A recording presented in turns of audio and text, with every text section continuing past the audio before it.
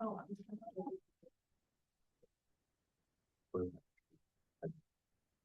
Oh, like you want me to share? Oh, yeah, so, because I didn't want to touch it. Because it was right. okay.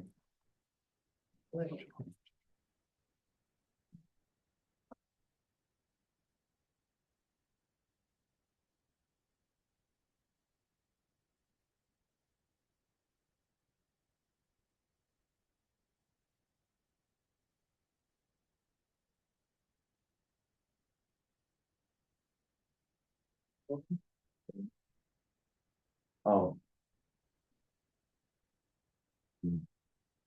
Oh, awesome, thank you. So thanks for the kind introduction. And I'm here to present Giotto Suite. So that's our ecosystem package that I've been working on for several years at this point in the Trees Lab as one of the core developers. And I'm here just to present mainly the hows and whys of why use this particular package for spatial transcriptomics data. And also walk through like a brief kind of script to just show you how to load in Xenium data and also some initial steps you can do with that kind of analysis. So starting off, this is our ecosystem packages. It's several packages split up across like their functionalities. So there's the main classes, the Giotto class package that handles like spatial representations of the data. And there's also the analysis package, which is Giotto on top. So that builds on top of our data structures. And then we also have these additional utility packages like visuals, utils, etc. We've recently published this toolkit in Nature Methods, and that was just a momentous occasion for all of us because it took a lot of time. But yeah, you can find more examples for how to use this framework in this particular paper alongside like its companion repository on GitHub with a lot of scripts and also on our website. But that preface aside, let's get into why use the package. So the main mission of Giotto is that we were building on top of like the previous generation of Giotto, which was built mainly for this kind of era, where we're moving from single cell over to the initial like spatial data sets that are mostly array based, and you also have all of your expression information baked into each of these spatial locations. So your data sets would just look like expression matrix plus spatial locations with XY values, and you map those together. So moving forward, we just needed a tool that could handle more complex spatial data sets. And these are data sets that look more like this, where you have separated polygons and also features. So you have your unit of study, which is now completely independent from the actual data you're looking at, right? And you have to just be able to flexibly work across these two items in a way that allows you to better analyze the data. And so we needed a tool that's flexible across scale and also feature modalities. And it also ideally is generalizable and agnostic of spatial assays. So the spatial data types that we had to add to Giotto in order to get this to work were points types, intensities, and shapes. So just to go into that a little bit more, you have your points data, which is like your feature points, your transcript data, that kind of stuff. And then these are like ways you can provide this kind of information. So you can give it like a feature ID, like a gene name, and then just an X and Y value. So these are pretty simple. You also have intensities, which are just going to be your normal raster images, your TIFFs or OMI TIFFs from 10x, for example. And then you also have your shapes, which are your polygons. And these are generally the most varied in the ways that they can be presented. So 10x provides several outputs for this, but the one that we tend to use the most are just like vertex lists, which have individual poly IDs plus X and Y for each of the vertices. It generally creates like a ring, and then you can turn that into a polygon. And you can also get these from mask images and GeoJSONs, which this is like a specific geospatial kind of format for storing geometry information. And these are also the functions that we use inside of Giotto in order to basically handle all of these outputs. So it's pretty flexible. So now you have your individual data types, but how do you actually like use them for analysis, right? You still need a unit of study, and that's what this particular workflow helps you do. So this is aggregation, where you first calculate the overlap between your polygon information and also the underlying feature. And you can do this for either points or intensities. So you would either count up how many of a particular feature, a particular gene, exists as points underneath this polygon, or you could do it for a raster image, in which case you would look at the intensity values, like, how bright is this particular pixel? That's the value you're calculating. You're adding these up. You're also, usually going to check for what percentage of each pixel is actually overlapped by the polygon. All that's weighted together. And then after that, you generate your expression matrix. So this is, again, you have your expression information, you have your spatial locations, and they're now mapped together, and you can study them. Another thing that is very helpful for actually putting together these kinds of analyses now is just spatial wrangling. And this is something that we focused on a lot with Giotto Suite. The ability to actually move your data and treat it as like an actual, first-class spatial citizen, really, right? Where your data actually lives in, space. You can actually also, do rotations. You can do flips, shears. You can do basically all the affine transformations. And that works for both the vector data and also the raster data. And it also, you can apply it across the entire Giotto object as well. Giotto object being like the entire analysis object that encompasses all of your underlying data types. And this is just one example of what you can do with it. So these are like two example 10x data sets. They're paired together. I'm forgetting the exact names of them right now, but this is also up on the website as an example. But this is just a tool that we have in Giotto where you're able to like manually place landmarks, and then you're able to generate an affine matrix, transform to map them together. And then it's kind of hard to see right now, but like this is basically an IF image from those, or actually, wait, no, I think this is like a single channel from both of these images. And then we just map them together across two different, as two different colors, and then we check for the overlap. And these are just like the points. So this is like just two Visium data sets that we've aligned together in space as a stack. And you can also, because this is spatial data, something really important you can do with them is that you can check for spatial relationships. So this is just an example. This one in particular is something that you can see from the paper itself, where we basically drill down across multiple levels of polygon annotations. And we're able to do so using, well, first having those annotations that we defined. And then after that, just using spat query or relate in order to figure out which particular polygons on the next layer down are contained by the one above.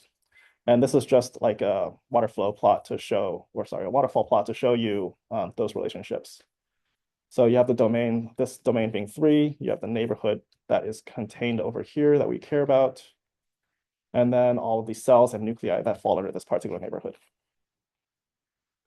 And spat query, probably not going to talk about it too much, but it's like a way that you can basically perform multiple filterings across your data inside of the Giotto object. So you can like look at multiple layers of geometries down to whatever you care about.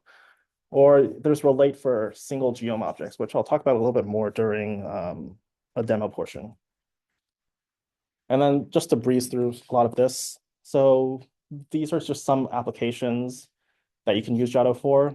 We have methods for doing things like single cell RNA-seq label transfer from your single cell data over to your xenium information. That can be helpful just because the xenium information can be a little bit harder to annotate sometimes, just because the density of transcripts is a little bit sparser than what you would get from single cell. So you could basically transfer annotations, your labels, cell IDs essentially, from either portions of the Giotto object to a larger subset of cells inside of that Giotto object, or across Giotto objects entirely. So that's what this is showing, where it basically like makes a integrated space using harmony of those two data sets together. It finds the closest neighbors for each of those annotations, and then it assigns that particular label to those nearby like expression space cells. You have niche analyses that you can do. And this is basically just to find out if you group your cells in a particular way. I'm also going to talk about this a bit more later. If you group your cells in a particular way, like what proportions of labels do you see? And you can do spatial binning in order to get a lower res and more aggregated form of your data to look at. And that's hard to see, but those are basically supposed to be feature points underneath there. You can do things like spatial co-expression to find similarly expressed genes in space. You can do deconvolution of Visium data, or otherwise like expression information based on a library, essentially. And then you can also do things like cell-cell communication, where you can check for, do you get enrichment of this particular set of features if you're only looking at a particular set of cell type pairs over just like the background radiation, or versus if a pair is only spatially proximal and you just like rotate, the neighbors based on like whether they're close by or if they're farther away. So it's all like permutative. But these are just some examples for things that you can do. We also have a lot of different examples for how you can use this tool. So this is just from the data from the website, and we have under examples all of these different tools that can show you how to basically load in their data and use them, analyze them. For the ones that have starred, we also have specific convenience functions that make that process a lot simpler, just because they tend to be a lot more complex and also well-defined. So over here, I just also wanted to touch that we have some technology-specific importers, which I'll mention in the demo as well. And these are just like ways that you can access the lower level load functions, I guess, for each of these data sets. So now for the demo, it's going to be hard for anybody else to run it, but I'm just going to run it myself because nobody else has this installed anyways at the moment. But I have a GitHub that is set up with this particular repo, and it contains a script for just some code that you can run whenever you want to. And we're going to be basically working through a subset of this example data set from 10x, the xenium FFP lung cancer. It's a V2 data set. And in order to speed up some of the steps of the demo, make it locally runnable, I'm going to only use like a subset of this that I had to basically like calculate, write out as a mini data set and put onto a downloadable location. So this is the full data set size, by the way, and this is just a small chunk that we're cutting out of it for this. I'm not sure how much time I'm gonna be able to run through this with, but oh, that's not too bad. Okay, let's see. Oh, I need to change my share.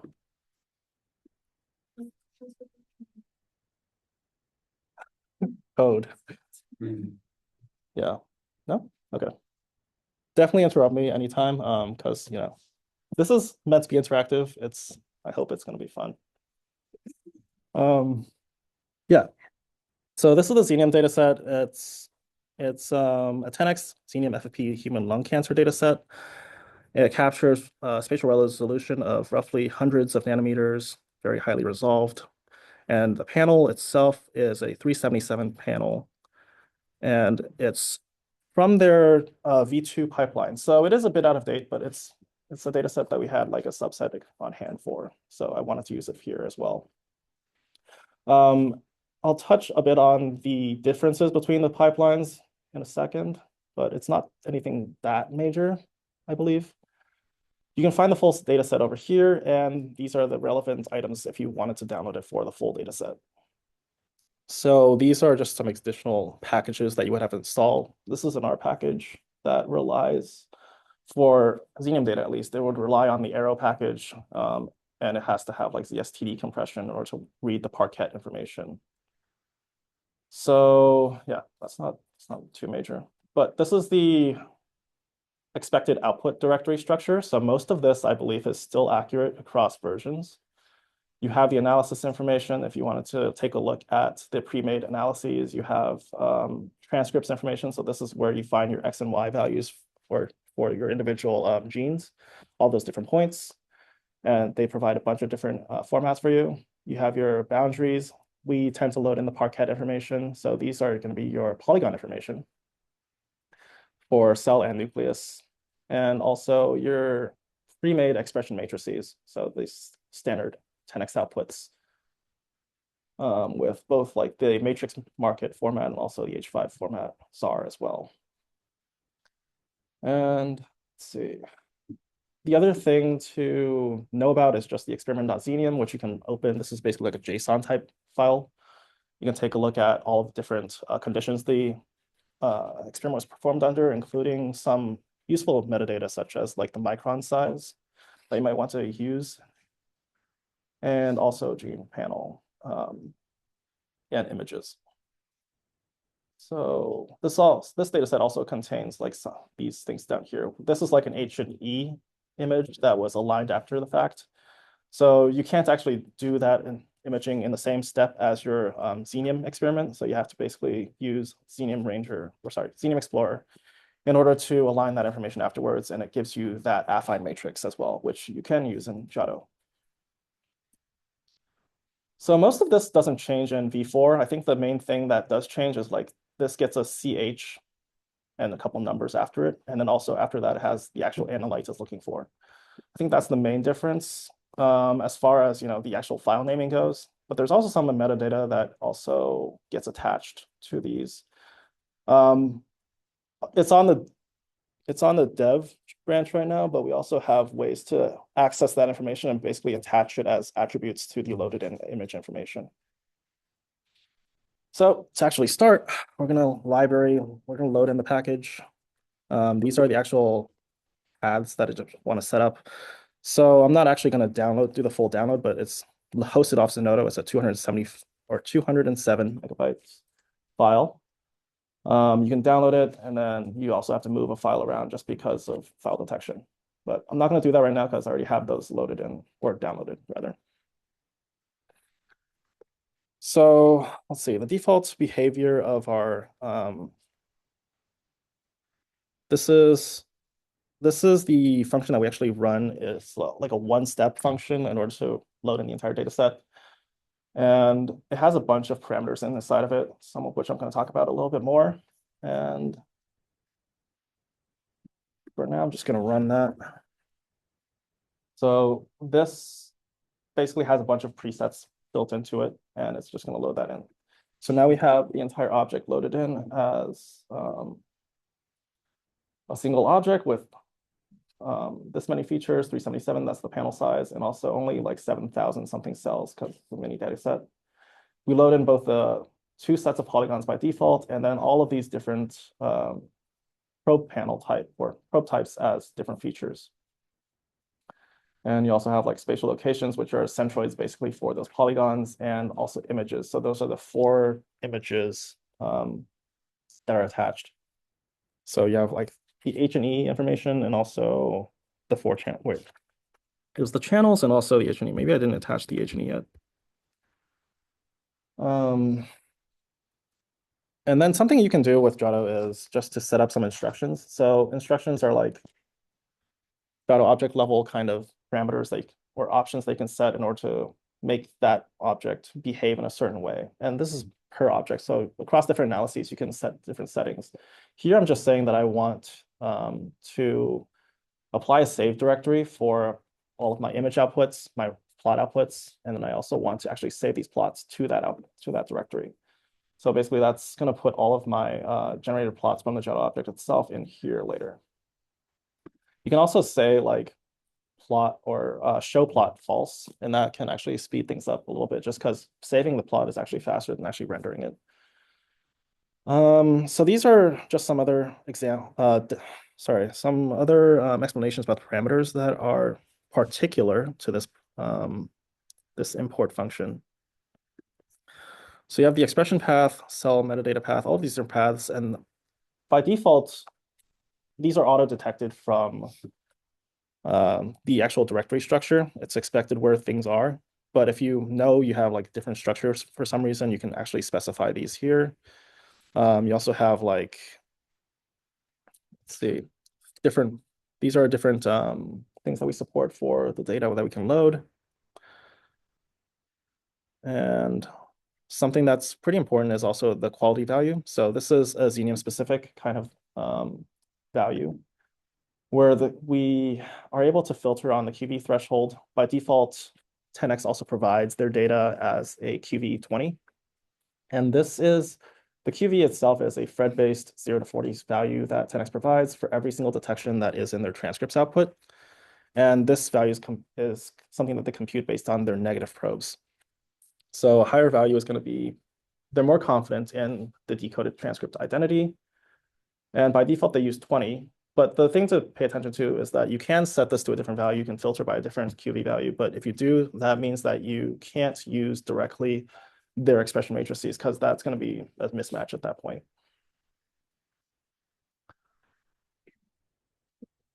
And also, let's see. there's transcript type splitting. So this is basically, you have all of these different probes that are put together into the transcripts.parquet. And you basically want to be able to separate these out in order so that you don't add, kind of different information into your RNA, because that way you would basically mess up your analyses.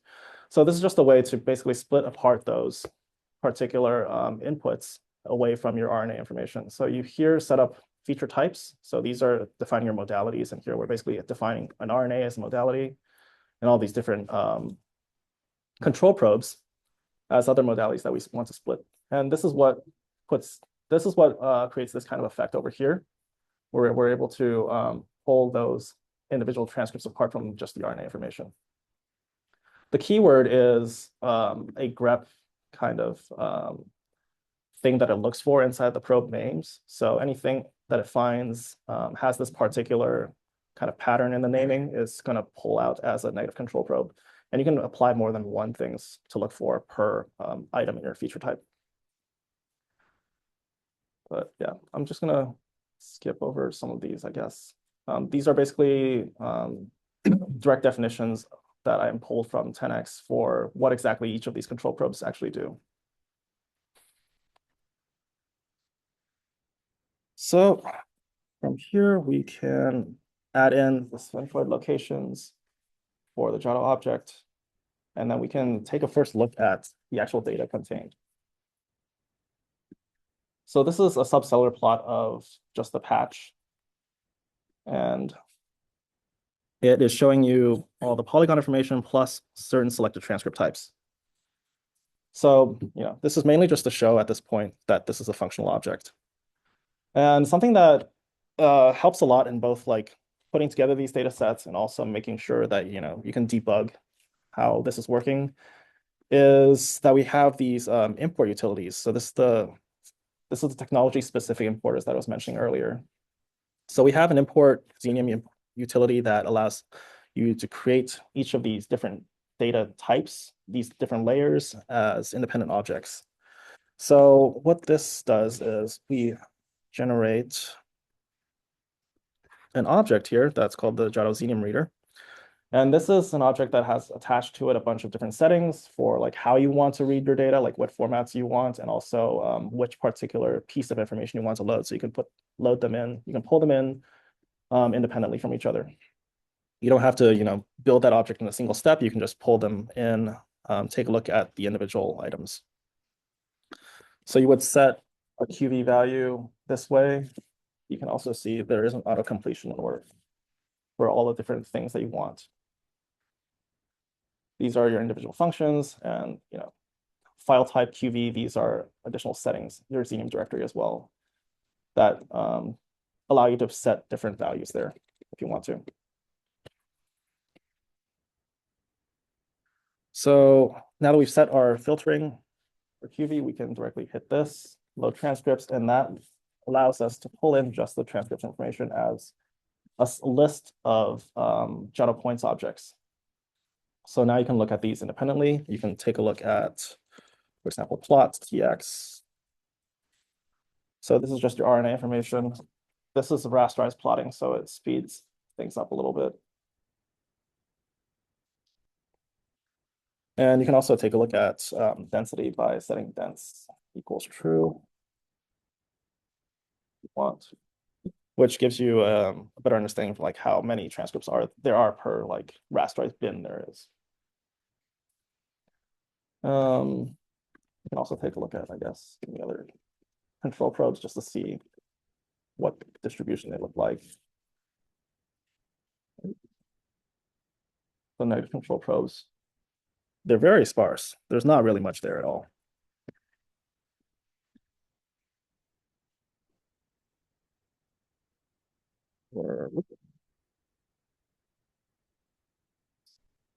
Yeah, there's not much there.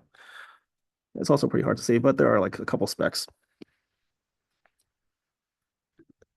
And let's see, we can also load in the polygons independently, the polycell, and also polynucleus.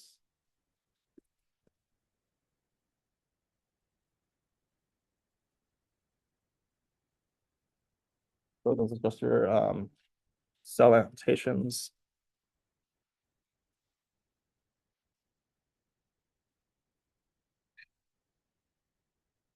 And also your nuclear annotations. And just to show, we can also perform like a relation on these. So we can check for the spatial relationship where they contain each other. Or the cell polygons are containing the negative control probe values. And what that looks like is I have to run it twice just because like a weird quirk in the data table.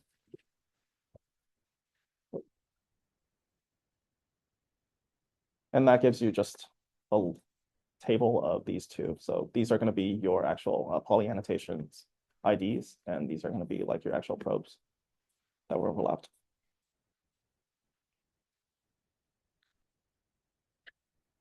You can also load in the pre-aggregated data. So this is like one way you can do it. And this loads in all of those as different matrices, essentially. Yeah.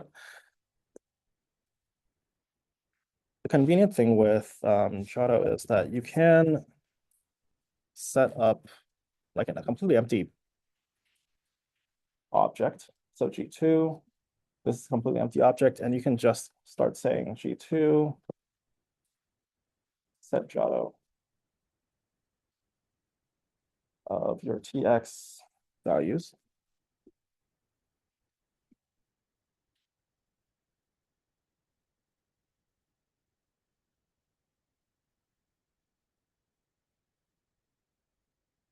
Oh, I got that backwards. And then just from that, you already have like a working object again. So we tried pretty hard to make this as like composable and flexible as possible across different data types. And also different items you might want to keep adding to the same object.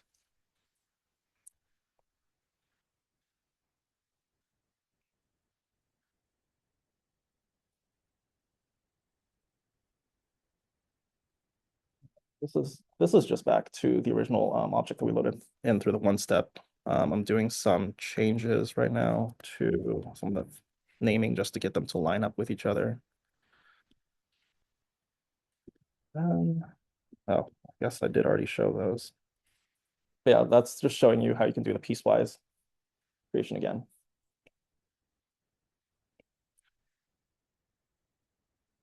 And you'll notice that we also have like this kind of nesting information. So this is how we're dealing with multiple spatial units or multiple feature types in the same object. So you're able to get a good grasp of what data you actually have on hand and where it's located inside of the object.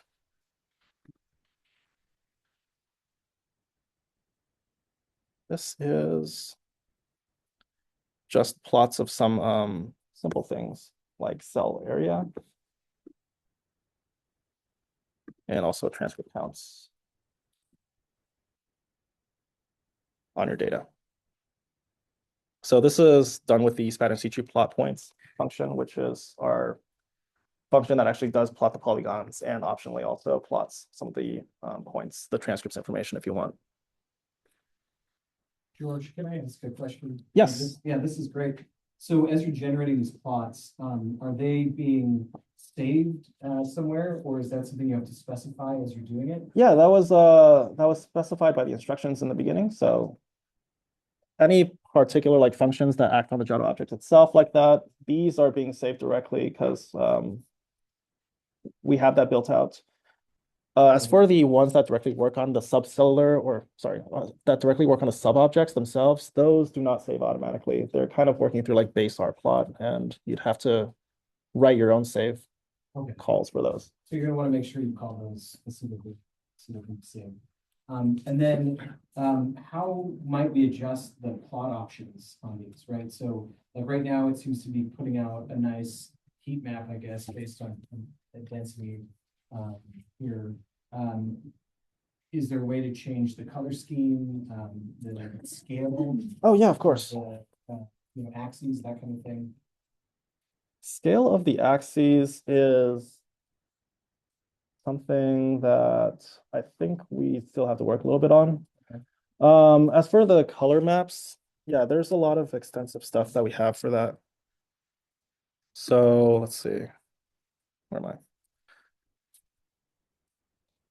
We have, let's see, the polygon fill gradient. So you can fill with particular code. So this is like particular hex values that you want to use.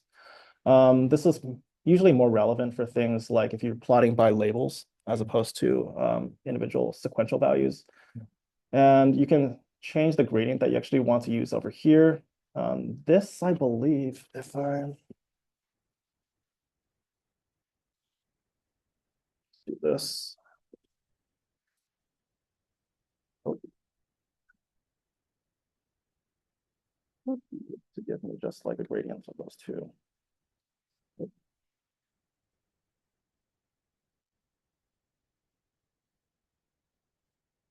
Yeah, it's kind of ugly, but I mean, but yeah, you can define particular gradients that way. You can also define the way that the gradient works. So these are all bisequential. You go from like top to bottom. You can also have like 3 items, in which case it tries to find like the midpoint for you and only scale things above or below 0.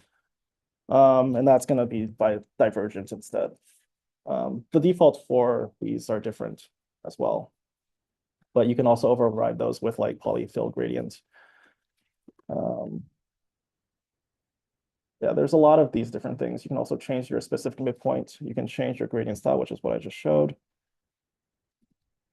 Great, okay. Yeah. Yeah, that's good. I appreciate that. That's nice. I see there's some flexibility there in how it's done. And then can I ask another question that's a little bit unrelated, but more general about Giotto? In terms of being able to handle like multimodal data analysis, let's say I had a spatial data set from Xenium, and then I also generated like a multiplex IF data set, right, from the same sample. Right. And then from the same tissue, I have like a single cell RNA-seq data set, right? This isn't uncommon to have these kind of data types. Are there ways to integrate these using Giotto, or is Giotto primarily designed for one data set, turning that into an object and then running different analyses on that one object? So there's definitely ways to integrate them. I'm glad you asked that because like this was one of the things that we did do in the actual paper itself. I didn't show this earlier. Oh, and the reason I bring this up is this is kind of a hot topic right now, as you might know. Yeah. Being able to take these what have been disparate data sets that now are something relevant to each other, right? Because you can start thinking about them from the same tissue, sometimes from the same sample, right? Yeah. And so being able to integrate these in new ways, because now we can collect them in new ways, it's really exciting, I think. So I'd love to see what your thoughts are on that. Yeah, so because everything is just based on like a set of polygon annotations and also your actual features information, I mentioned that you can already do these overlaps and perform calculations to generate like expression matrices independently, right? So what you have to do is you basically have to use, if you have Xenium data and also an IF data, which is exactly what this was with like one of the earliest Xenium data sets, you can use your cell annotations in order to just aggregate all of your points information and also aggregate all of your raster information. So now you have 2 matrices that you can then use harmony or whatever else to look at in the same space if you wanted to. Another way that you can look at it is like if you wanted to do direct comparisons, you can do something like this here, which is like where we've spatially binned these information. So again, we're using the same spatial unit across both feature types. And then after that, now that we've extracted like these 2 sets of features from the same spatial regions, we can do comparisons between them using things like Moran's eye, using a bivalent approach to check for like, spatial enrichment of both of these 2 types at the same time. And we can also do this across like different bin areas. So this is just showing you how that changes across different bin sizes as you look at the tissue. As for with RNA-seq data, that's also something that I mentioned a little bit before, where we're able to like leverage some of that information just because it's usually a lot more transcriptomically dense information from the expression information. Also, perhaps less dirty, assuming there are any segmentation issues. You can leverage that information in order to improve your annotation, your cell typing annotations and such. Yeah, they will transfer. Great. I have one question about Yes. label transfer only. Do you recommend certain pre-processing steps for the single cell object before doing the label transfer, or you don't, like, you haven't done any benchmarking on that? I'm not sure. So specifically what this function does is it takes a look at what labels you have, either like from one subset of the Giotto object to another subset of Giotto object or across two Giotto objects. Within the same object, that's easy enough, just because it's like it's assumed to be the same spatial unit usually, and then you don't have to care about all this stuff, or same feature type, and you don't have to care about like integration purposes. But if it's two different data sets, you will actually have to generate like a combined space. Yeah. So as far as like additional steps before that, I'm not sure. This was done without anything to that effect. It was more just like you first did all of your annotations on the single cell, and then after that, under the hood, it joins the two objects, it finds the common features, right? Subsets only for the common features. And then after that, it runs harmony on it in order to get a combined space. It does the clustering in order to find, what's the nearest neighbor, like for all of your xenium data, what's the closest scRNA seq data that it can find. And then that's what this is. Like I can blow this up a little bit more. Ooh.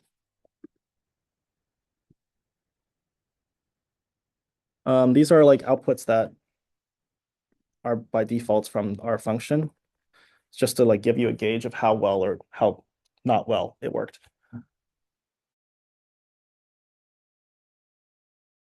And basically your spatial data set, or like the data set you're moving labels to. Okay, so this is the single cell you map. This is the combined space right now. Okay, the gray cells are the spatial, and the other cells are the single cell. Exactly. The colored ones are your source labels, essentially. And then this is, the actual output once you've assigned all your labels to your xenium data as well. Thank you. This is a nice output. I can't promise it's always this nice. Yeah.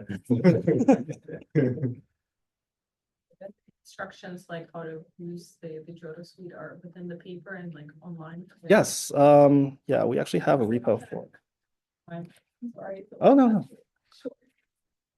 You update from Jeff as well, but it's past 30. Yeah, I mean, it's past the time. I don't want to keep people here if we need to go. Oh, I'm so sorry. Right? And I can do this anytime, right? I was just gonna show a couple of Xenium Explorer updates. So I don't know what people are thinking. You want 5 minutes of Xenium Explorer updates? Yeah, okay. Well, I can jump in here. We're on all repositories.